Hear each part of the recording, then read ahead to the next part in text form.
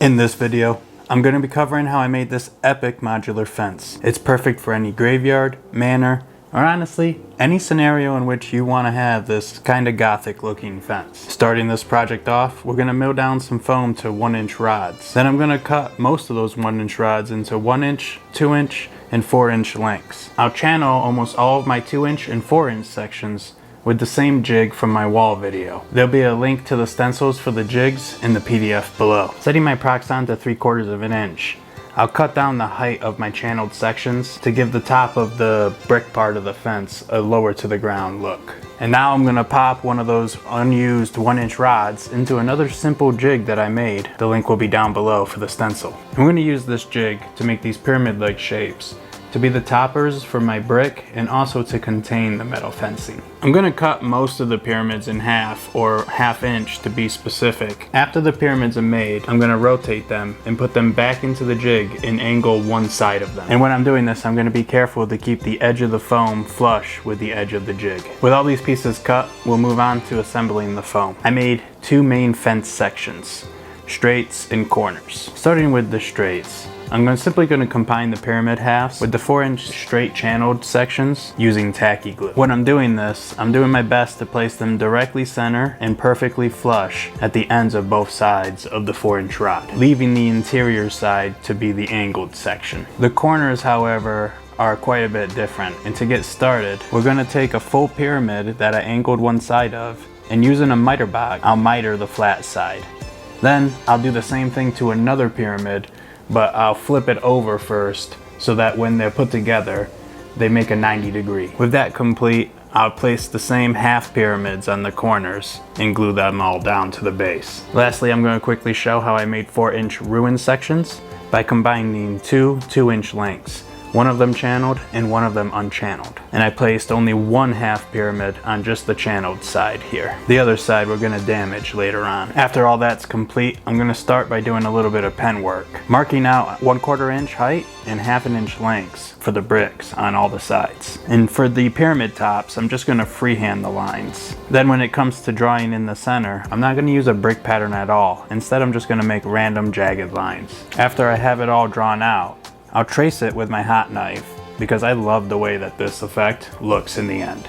Going back to the ruins, I'm going to take this clay sculpting tool and we're going to rough up the unchanneled end and break it. And the last step for the foam before we can paint it is to texture it all with an aluminum ball. With the foam section of my fence complete, we're going to move on to making the metal fence part. And for this, I'm going to be using these cocktail picks and the tip of my hot glue gun. Then I'm simply going to bend the pick around the tip of my hot glue gun. This is going to create a mostly uniform distance and shape to these picks. Another thing I'd like to mention here is that if you're using the same hot glue gun that I have, I found that the best temperature for bending these is actually somewhere in between high and low, which is kind of annoying. I clipped the ends of my bent metal fence, and then using super glue and accelerant, I'm gonna place just a dot as I build my fence out on the bottom to hold it all together in the meantime. Later, when I add the banding, we'll find a more secure way to put it all together.